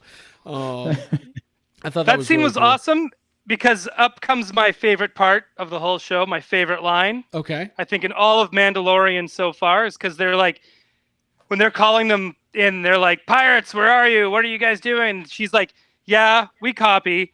And she says, put some tea on. We'll be up in a minute. Best line. Oh, it's like That was almost as good as perfection. Dan Aykroyd on Seth Meyers last night, talking about all the additions that he made to the SNL offices. I noticed there's a trend with Dan Aykroyd where he takes credit for everything that happens near him. Like I imagine when Dan Aykroyd's at a red light, when it turns green, he starts telling all the other cars like, "Boy, did you see what I just did there? That His uncle. yeah, well, the light was red and now it's green." I loved it though. So yeah, Dan Aykroyd talked about how he added a shower, a toaster oven, and a kettle to the SNL offices. So Yeah, that's special. Good on him. good for Yeah. yeah. Well, they needed some Kettle. tea up there. He probably just called room service and they brought him the kettle, you know? it was the finest kettle from Newfoundland, I say. I love. Sorry, how did you say that? Newfoundland, whatever. No, Newfoundland. It's okay. Newfoundland. There's this other right before they lock him in the cargo hold, as Abby talked about. Yeah. There's this funny the dopey Imperial officer is like, close the doors, like he's freaking out. He's like, close the doors, we got it, we got it. All of them. All of the All of doors. Which ones? All of them. It was really good stuff. Anyways, so really cool scene. They destroy everybody. They destroy more troopers. Then there's this kind of pivotal scene where finally, I was waiting for the whole episode, where they're kind of getting outnumbered by the troopers, and then Mando kind of takes the lead. Because he's Batman basically, and he's got every week new assorted weapons. We don't know where he gets them. We don't want to know. We don't want to ask. But he's got bomb grenades attached to his arm, and he saves the day, and it's really cool, and I loved it. Yeah, and this is also where you really start to learn what Bo-Katan is after. Like, so there's after you get the Moff Gideon communication, and you start to put two and two together because, and I'm sure Ryan, you were wondering the same thing, is like, how the hell did Moff Gideon get the Darksaber? Absolutely. And the last time we saw it, I think, was with Bo-Katan, right? Because Sabine gets it, but then Bo-Katan takes it back. I can't remember. She gives it. Right. Sorry, we shouldn't even be talking about it. But yes, I don't want to talk about it. But you are correct. You are correct. Like, it's like, because like the moment we saw that black saber at the end of last season, that was a massive reveal to anyone who's like followed along with Clone Wars and Rebels. Like, that wasn't just an Easter egg. That was a oh my god moment. And so, to see her now, like, she's going after it again to get it back, and she's tracking him down. Yeah, it's exciting stuff. Yeah, so you get to understand why Bo-Katan is now trying to get into this Imperial faction and what she's really after. Like, she's not doing this for the glory of Mandalore. She's trying to go after the Darksaber to get it back. But yeah, sorry, I got distracted. Mike Davis in the chat put how many hits they got on that Beskar armor. So it's like, Mandalorian is just charging with his head down, and they're just and that was an awesome moment where he was literally just being his own human shield. Right. Just taking fire. I liked it. Yeah. It was good stuff. Yep. That was cool. I guess we should heroic. mention we see our first glimpse of Moff Gideon. We kind of see him and hear him. But he hasn't been in the show since the finale of last year. Kind of reinstating that he's the big boss. He's kind of calling the shots, and I guess he's the Imperial leader as of right now. There could be more. Or one of them. Because there's Admiral Sloan, and there's a couple others that have like taken the mantle. Yeah. Not Grand Moff Garrison, as we once referred to him on Toy Anxiety. Yeah. Although we all want to see that. Yeah, I do. Everything kind of goes down. So the Titus Welliver, basically Bo-Katan gets in his face once they get to the cockpit and says, "Does Moff Gideon have the Darksaber?" And he's like, the answer. And then he does the Star Wars version of a cyanide tablet. It looks like. She's like, "I'll let you live," and he's like, "Nope." No, you're right. And that's kind of the action of the episode. They packed a lot into 35 minutes. They really did. I think, and then a couple more really important things happen after that. So, how do we feel at this point, though? Ryan, are you satisfied with where the story is going before we get this reveal coming up? Yeah, because that was awesome. That hallway scene, because Star Wars has really good hallway scenes. Like, oh, dude, hallways are huge in Star Wars. Star Wars and Netflix Daredevil, like, they seem to really have the best hallway fight scenes. And it's great, and so it's fun. I mean, it feels like it felt very Star Wars, as it should. Yeah, it was cool. Let's talk about this because it's coming up in the chat, and I think we've all discussed it a little bit today. The timeline, Bo-Katan's age. Now, let me preface this by saying none of this has anything to do with how old somebody looks or should be. This only has to do with the actual timeline and trying to figure out, the ins and outs of how old she is, how old she was, and if it makes sense. Not that we want to play gotcha politics with The Mandalorian, but let's do it. So in thinking of the timelines, and correct me if I'm wrong, I believe the Clone Wars era is approximately 20 years before the Battle of Yavin. Does that make sense? It should be about 18. 18. Okay, Yeah. 18 to 19 years before. Because Battle of Luke and Leia are like, yeah, they're like supposed to be like 17, 18 Right. Clearly for right. A New Hope, and then it's like 3 years between A New Hope and Empire. Right. Well, And then I think another 3 years or 4 years. Troy, correct me if I'm wrong there, between Empire and it's like Jedi. 2-3 years, maybe. I can't. So 2-3, right, and then What's another canon 5 anymore? years. I So have let's no say, idea. Abby, are you keeping let's up say with all another. this? No, I think you put up a little segment notifier that says math and Math. lets everyone It's know the that math. we're doing math. Yeah, right sorry. now. So I would do a good estimate that it's between about 32 years since episode 3 to where we are in Mandalorian. Okay.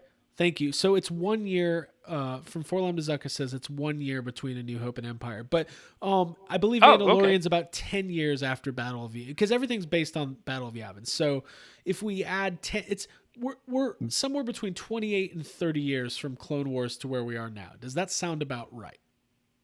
Yeah, that sounds about right to me. Approximately 30 years. So how old was Bo-Katan when she shows up in Clone Wars? That's the The question. That same needs to be answered. age that she is now. That's what. Yeah.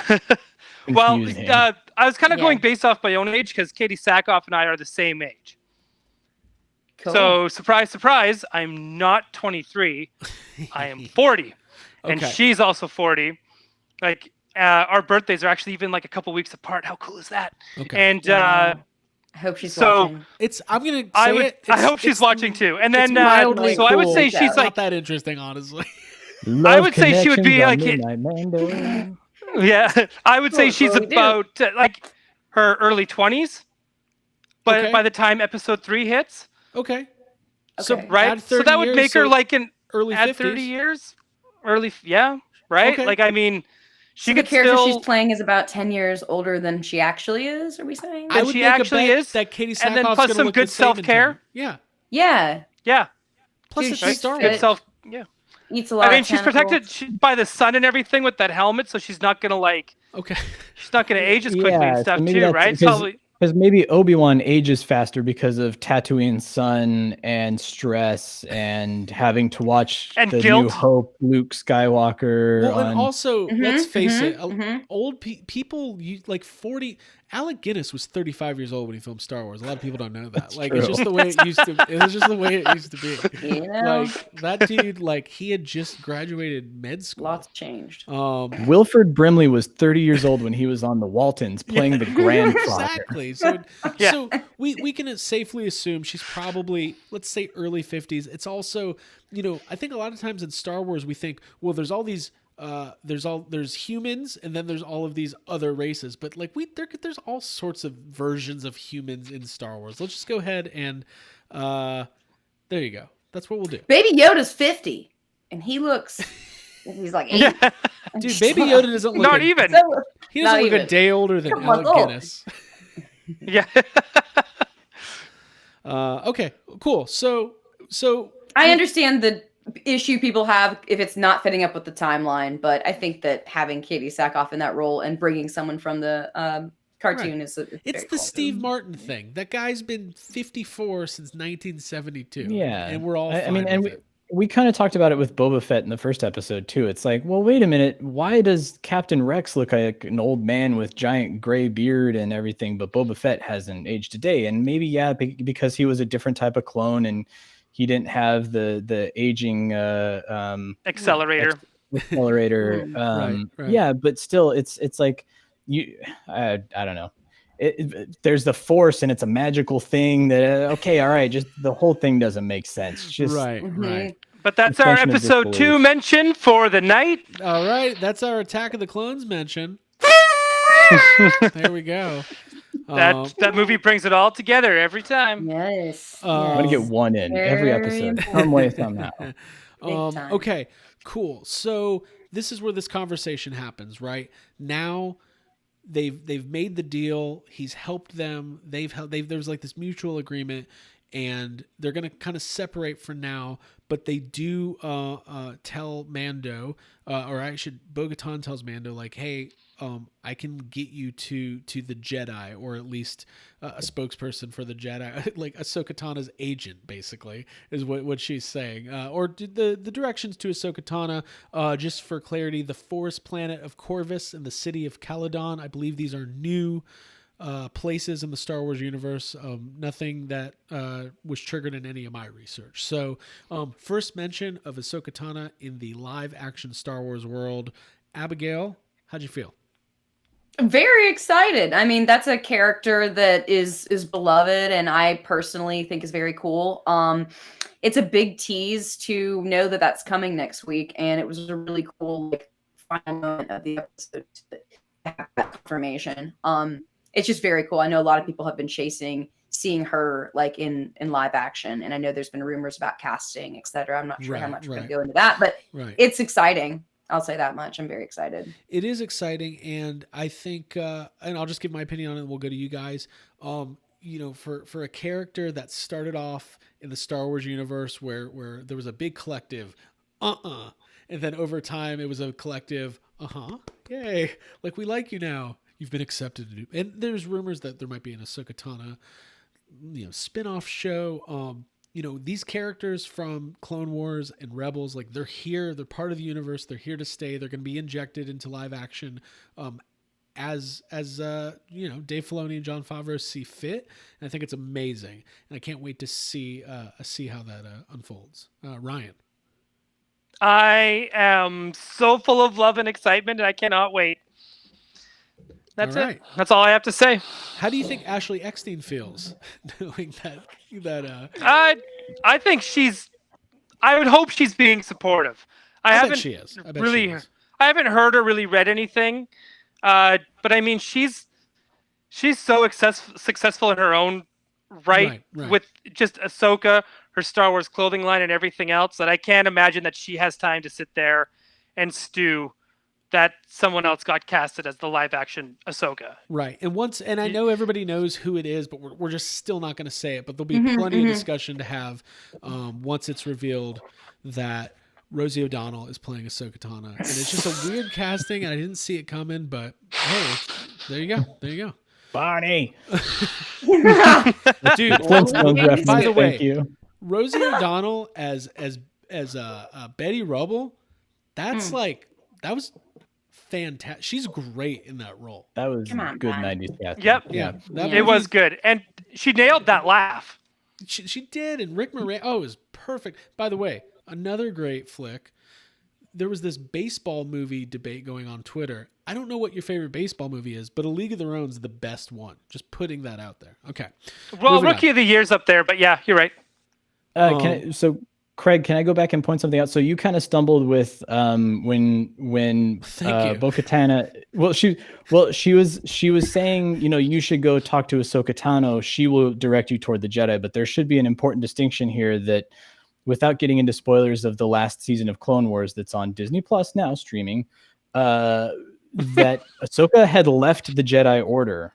Okay. And she had turned her back on the Jedi. Okay. And so, again, not going into where you see her last and the choices that she has to make prior to Revenge of the Sith, but I think it's going to be interesting to see when Mando gets there with the child, what this is going to do to her. Like, is this kind of her, help me, Obi-Wan Kenobi, you're my only hope? Is the child going to show up on her doorstep and all of a sudden it's going to be like, look, this thing that I've been ignoring for 10, 20 years is now coming back to haunt me? Right. Or has she been rallying people trying to get rid of the Imperial remnant and still trying to be the fulcrum rebel leader that she kind of was? I don't know. I'm really curious to see that. I'm curious. The big question I always come back to is you got to remember the timeline. This is post Return of the Jedi Star Wars. And when you think of what the Jedi Order is, as far as we have seen on screen, it's, you would think,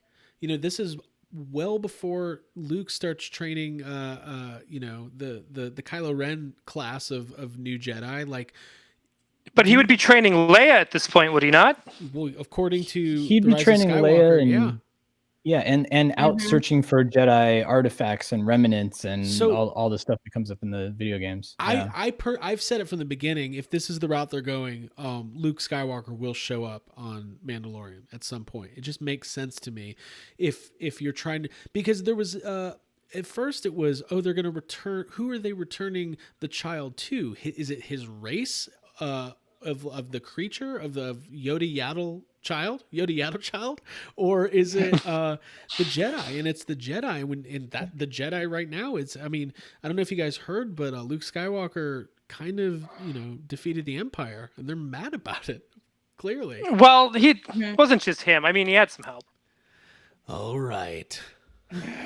I'll do it. I'll Yeah. bust out the... Right. Sure, maybe. I don't know. I don't know if I could do it. It was on my promos this week for the episode. So. I've been hearing a Get lot. that child away from me. I think Luke will show up. I think Leia could show up, and yeah, I don't. Let's see. From Forlorn to Zex, I want to see Snoke telling Gideon to get the child. Ooh, are we gonna get Snoke? I mean, there's a lot of opportunity Good point. to fill in, gaps and stuff from the sequel trilogy that would be really add a lot of backbone. The same way that Well, if they have those Snokes in a jar, Baby Yoda's just gonna eat them all. I have been every voice you. Stop that. Snoke embryos. Stop that. I love that. They really missed out with no Snoke in a jar Christmas novelty gifts last year. Just putting that out there. Yes, actually, from this episode, speaking of from a jar, I really want the frog eggs in a jar that you can hatch in real life. I want that to That's be gotta a happen. toy. That's that I gotta can buy. happen. See, last year, everything was so hush hush about Mandalorian. They couldn't get any child merch out for the launch of Mandalorian. I mean, it was months and months. Remember, it was like April of this year before we got anything. And now there's new stuff every Monday. Every Monday. They're not. By the way, they just put out a Babu Frick you can get at Target. Again, a little late, but we like Babu Frick. Yeah. I think Hey. Droid is ready. Babu Frick trying to get pre-orders. Oh at my Target. God, Babu Frick is now our Borat. We're just all gonna do his voice. True. Whoa. I want to see Bobby Frick trying to get Mando Monday pre-orders at Target. My wife is ready. Oh God! Oh my God! Hey. And then the episode ends with the Mandalorian going back to get the child from babysitting duty, and there's this really sweet moment where the frog has hatched and he's playing with it, and he's doing that thing that little kids do. When there's a baby, when there's a baby playing with another baby, but the one baby's just slightly older than the other baby, and they're touching its head and looking at their parents look, I'm an adult now like you. It's that's Poking at it. that's Yeah. that's subconsciously what little little babies child. do. When a 2-year-old is playing with a 1-year-old, they're look at me, I'm like you now. Yeah. Weren't you at all nervous? Yeah, it was playing with us because we've seen him eat a live frog and we've seen him eat the egg. So they're his hand being in that bowl the whole time. I'm like, don't do it. The internet's gonna go crazy. Just don't do Yeah, it. I was even thinking about the internet. I was just thinking he's gonna pick up that baby, and they're gonna pan back to the parents. That bowl's gonna be empty, and then we're gonna see him on the Razor Crest pop that baby frog tadpole thing back. He gets to eat the weird spider squid thing later, so it's Right, fine. right. It's There's just another eating right, himself. right. Right, Lots of so he squids got in this that, episode. but seeing him, it's playing with it and stuff. After he left and the thing was still there, I was like, you know what? I went from slightly stressed to it was to super cute, to super adorable. It was cute. A lot of cute Yeah, stuff. really And that sweet was the stuff. episode. Can you believe that? It took us an hour and a half to talk about 35 minutes, and we're not done yet because we have to go to our segments. Well, we did a lot of sidetracks. Let's be fair. We did. I mean, listen, we banned some people. There was a Cat Hansen clone at some point that had to be banned. Are you serious? Yeah, somebody. There's only one Cat Hansen in our hearts. There's only one Cat. Yes. Hansen. And Eric Reich was there for a little bit. Thanks for joining us, and just lots of good stuff happening tonight on the stream, and we're just getting started. No, I'm just kidding. Segments. It's time for the We got another segments. hour to go, y'all. By the way, if you have any questions that you would like us to answer or address, please leave them in the chat, and we'll get to them. And by the way, also, if you're listening to this afterwards, either on YouTube or the podcast feed, make sure that you're subscribing to the YouTube channel. We have a lot of fun here. We don't take ourselves too seriously, and we love doing these. And yeah, okay, cool. Here we go. Right now, we are going to go to our first segment, which is, I don't even know where I'm at. Here it is. It's the child moment of the week. Look at that. Oh, that's a terrible sound. That was not the Star Speeder 3000. That was not. Yeah, No, don't I do feel that like one again. That was Ben terrible. Burt. I was going to say Ben Burt would not approve that. That's getting notes. Thank you. Yeah, Thank you. That's the wrong button. I'm canceling Craig. I got right now. canceled. And also thank you to Jake from forlumnazuckus.com for hanging out. I loved having him on Toy Anxiety this week, talking action figures. It was a ton of fun. Yeah, he's great. And episode. and let me give more shout outs to the chat. AJ Quick, he's got a Ghostbusters website. It's called ghostbustersnews.com. You can check it out. And You better I'm stop. just kidding. It's gdfans.com. And Patrick Davis, Ray Cameron, Jack Ivy GB, otherwise known as John Yerkeba, Julia Hansen. Which one? 1, 2, 3, or 4? John Yerkeba the fourth couldn't make it. John Yerkeba 1 through 3 are here as Jack. And Oh, Ivy. good. It's very strange. Oh, It's very thank strange. goodness. You got those Okay. three. AJ nice. says, I'm not the real AJ, I'm Sean Bishop. And of course, Brock and Jessica are here as well. And Yay. Yeah. lots of good stuff. Lots of fun. Okay, cool. This is how we get the Ghostbusters community to talk about. This is what this is. Ghostbusters fans talk about Star Wars. Talk That's Star what this Wars. is. I don't know if we're gonna ever have acceptance into the Star Wars community. But That was the alternate title of this show. Yeah. it's true. It's true. As long as okay, here we go. The child moment of the week. I'm gonna say it. I'm gonna start it off. I'm gonna steal everybody's because I know it's all the same. It's the shot, the close up of the frog eggs. The one hatches and his eyes are just on it. It was a beautiful shot. Bryce Dallas Howard. Listen, I don't know how TV directing really goes. I've heard sometimes it's just kind of a hired gun kind of thing, episode of the week, but I like to think that she made that happen, and I'm giving her all the credit. So Bryce Dallas Howard, thank you for that. Child moment of the week. Very Yep, special. that's my moment, and you were right when you said I'm going to take it because you did. So, yep, I'm with Craig. All right. Son of a bitch. Troy, was that yours? No, It's I my have another turn? one, but yeah, Abby, go ahead. I consider the Baby Yoda moment of the week to be the cutest moment. And I'm actually going to give this to not Baby Yoda, but to Mr. and Mrs. Frog Lady for their reunion scene, because that got my heartstrings and I really loved it. I thought it was extremely special. So I want to give them a shout out. And also the birth of their tadpole was so special. It was and really everything sweet. with Baby Yoda watching. I that love how happen. Simpsons the tadpole looked when he came out of the egg because Yeah, he kind of it had did. those big Simpson eyes and the Mhm. big kind of Simpson like upper lip Yeah. thing going. It Yes. was kind of Futurama-ish, a little Matt Groening, I guess you should say. I guess I could say, but You could. yeah, everything's so cute. This show. Oh, Sorry, go ahead, Troy. Troy.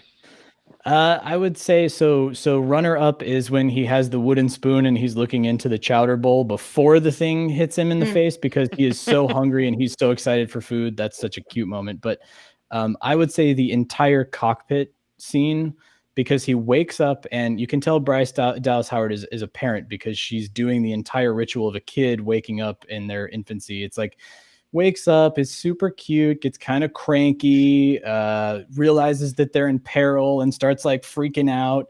And then by the time that they're doing like the aliens dropship elevator from hell, the child is living it up and just like, again, the ears flapping in the air, like, whoa! It is It's such so a good. good progression of like just watching, and they're just cutaways. It's literally just like cutting back to the child for reactions.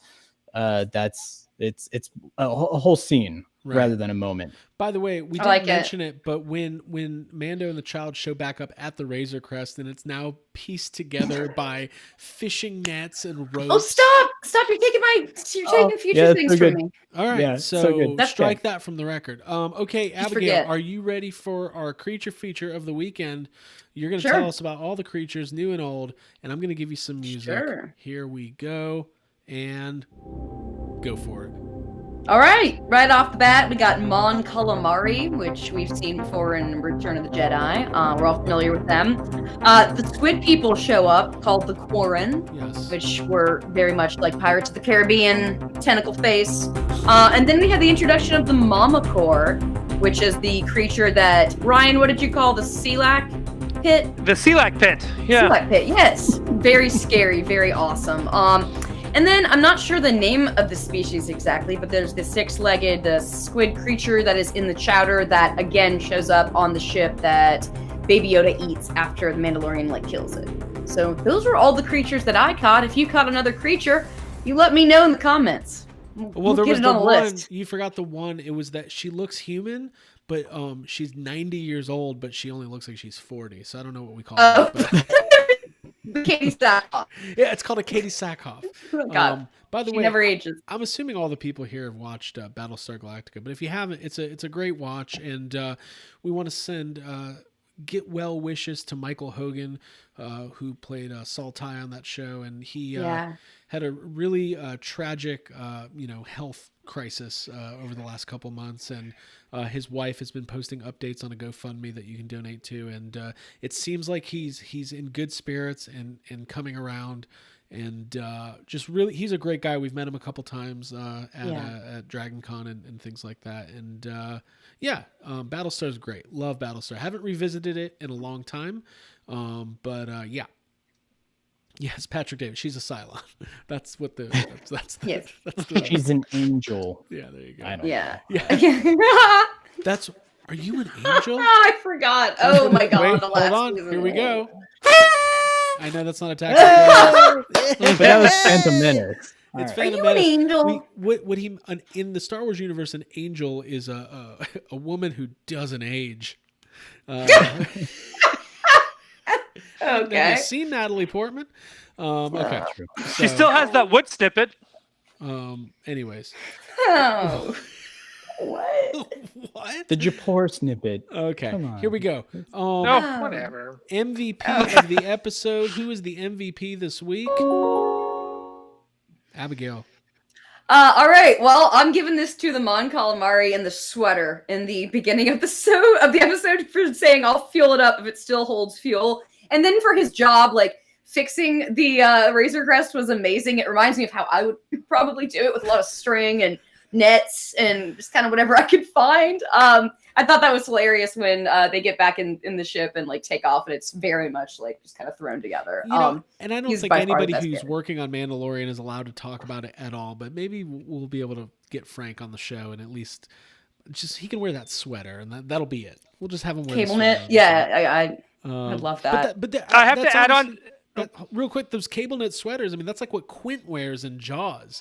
That's what the fishermen wear. Ryan, go for it. Just to add on to what Abby said, my first thought when I saw the cockpit with all the nets and stuff in there, I wrote down, all that fish net looks like my closet.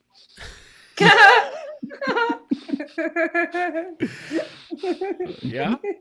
Do you want to tell us more? Any more? Is that good? No, leave Well, it there. if you've ever seen me Leave it when I wear there. my Ghostbusters stuff, Yes. I usually wear a fishnet top and my my flight suit tied around my waist. So You gotta leave something to the imagination for next week. You should have just left it there. Gotcha, Hey, man, that's what the I need to bottoms learn are how for. I need to learn how to host a show. We don't Troy, know. or Ryan, what was your MVP of the episode? Bo-Katan for being pulled directly out of the cartoon and into my visual iPods and into my heart where It's like she Cool formed World. a mold.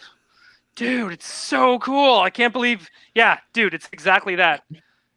I don't want to know how she went from cartoon to live action. Clearly, if you've seen Cool World, we know how this works. Yes. So thank you, Dave Filoni. That's who I'm going to thank for that. I think he keeps all of his Star Wars secrets in his cowboy hat. He pulls them out. That's right. Bo-Katan. But yeah, so big. Bo-Katan. Easily. She's my MVP. Troy. Well, I had written down Cable Knit Sweater Mon Calamari too, just because of his disposition and trying to fix the ship. But I will give my MVP to the 2 stormtroopers who are on the exterior of a space freighter that's taking off going to space. Yes. Who are the quickest to die. Yes. And there's one guy, and I think his line is, "Oh my God, they're pirates," and then he's dead. Oh my God. He's like, isn't he splattered on the windshield Yeah, at some one point was too? on He the just windshield. smears off. I love that. Yes. And an episode full of bug people and squids and calamari. The thing that goes splatter on the woodshed or the windshield is Just held at the those windshield. disposable stormtroopers. Ray Cameron says. Ray Cameron says she's not old. She's just drawn that way. Oh, Oh, Roger, Oh. Should I nice. serenade everybody? Oh. You had Okay. That was for Brock. Patty cake. Patty cake. Dude, Patty cake. no, we went to Days of the Dead last year, and oh god, now I shouldn't have gone down this road because I can't think of the Elizabeth Turner. Is that her name? She was there, and Kathleen Brock Turner. and Kathleen Turner. Catherine Turner. Who's Thank you. Elizabeth Turner? That's just a new person I made up. She'll be. I think on. Elizabeth Turner is the character's name in Pirates of the Caribbean, which is really making me suspect that you're a huge Pirates of the Caribbean fan right now. Which is funny because that's me. I'm the actual Yeah, huge I'm positive. Pirates fan. Now, Pirates of the Caribbean, is that the one with Johnny Depp's wife? Oh, it's Aquaman. Okay. Is she not in that as well at some point? I don't know. What happened between them? I haven't read the articles. Let's not even go Do not there. engage. Let's not Is go this there. the time to discuss Uh, that? Probably not. Jake says, same squad that patrols the outside of the Death Star. Yes. It's not a good shift. It's a bad shift. What the hell straw did you draw for that shift? But they make it sound better. Like, no, they're like, no, I actually really like it out here.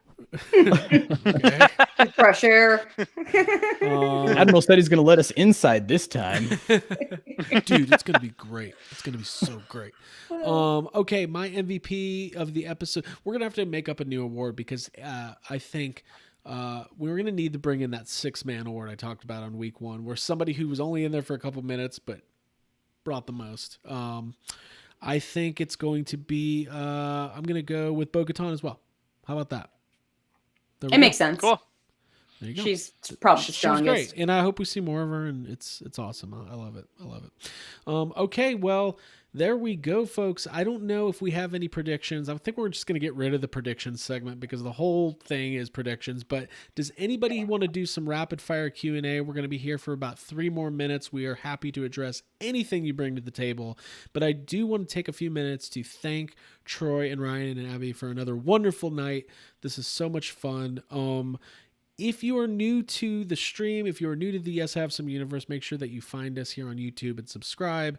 Make sure that you find us on iTunes, Spotify, anywhere you get your podcasts, and join us for the after party that always happens in Yes Have Some Group Therapy on Facebook, which is our official Facebook group. It's growing all the time, and we have some really good discussions in there about Mandalorian, Ghostbusters, and all sorts of stuff. It's just a lot of fun. So that is my plug. No questions are coming in. I think we addressed a lot tonight. I think we covered some ground. Let's do final thoughts. Abigail. Final thoughts. It's my birthday next week on Friday. So we will all be celebrating together doing the show. I'm excited. I hope it's a great episode next week. Yay. Let's see. Yeah, I really enjoyed this episode. I enjoy this show, and thank you all for watching and commenting, and thank you guys for being here with us. Troy Benjamin. Yeah, I know that it's a good episode when my good friend Jason sends me a text in all caps with a whole bunch of exclamation points and ones at the end that was like, "Holy shit, that fucking episode!" So this was a fun episode, and I was really looking for. I was trying to avoid talking to literally anybody about this episode until I talked to you guys because I just was really excited to jump into it. And I have a feeling that there's more to come. Like we're only 3 in, 3 of 8, and we've got plenty of Ahsoka Tano. We've got to set up some sort of a big climax into a cliffhanger for next season. So yeah, it's going to be fun. Oh, also, there's going to be a cliffhanger that we can't handle this year. It's going to Oh, be I'm sure. so annoying. You're going to think 2020 is turning around until you get that cliffhanger and be like, you're right. Mhm. This year does suck. I mean, if Star Wars has taught us anything, Craig, it's going to be your prediction of Luke Skywalker showing up. It's going to be the very last shot of the last episode of the season, and you're just going to turn around and you're going to see him, and then that's it, credits. And you're like, what, again? God, Not again. Don't. What's he going to do with that lightsaber? What is he going to do? He's Nobody's not going to throw it over his shoulder, is he? nowhere. No way. But yeah, I mean, I loved it, and I loved all of the design of the show is fantastic. The like at crane thing, Oh, it that was like thing was half so cool. at with like We need a crane that vintage pulled the collection Razor Crest crane out. to pull. I'm going to dip my Razor Crest into the above ground pool at the neighbor's house. I'm going to need a big crane to take it out. I thought you were going to say just your bathtub. I mean, that too. In the backyard. When your Yeah. Razor Crest needs a calm down, Go to the You just- bathtub. you just go get your AT-AT crane, and you're good to go.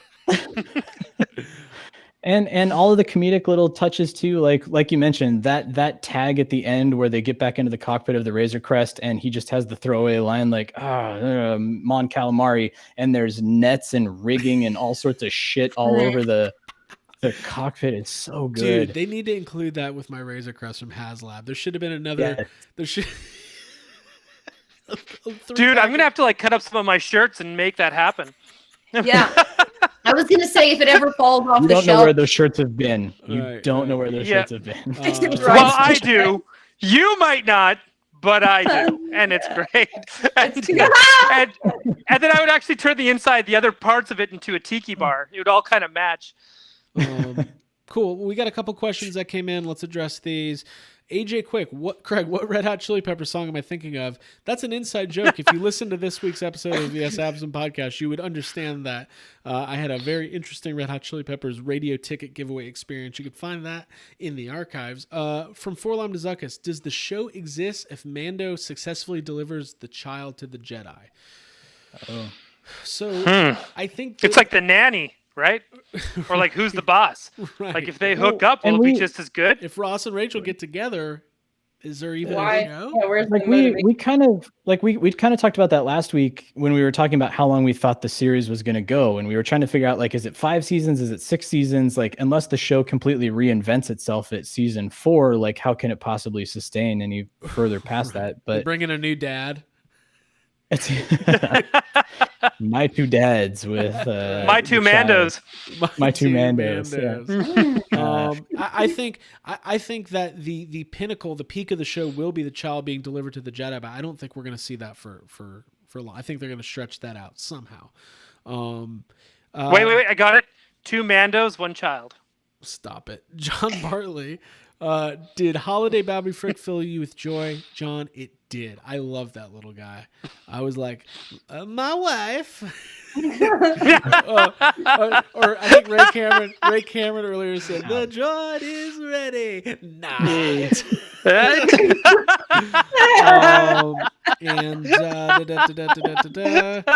Should there be a Pizza Hut limited time offer promotion called Razor Crust? Thanks, Yes. John Yerkeba. I think there Oh, dude, that's brilliant. with the I young actually meat really like sausage. that. be stuffed. And if I crust. read books, I get it for free. That's the only way that I love want it. now those are books I Yeah. get into. The Book It Club.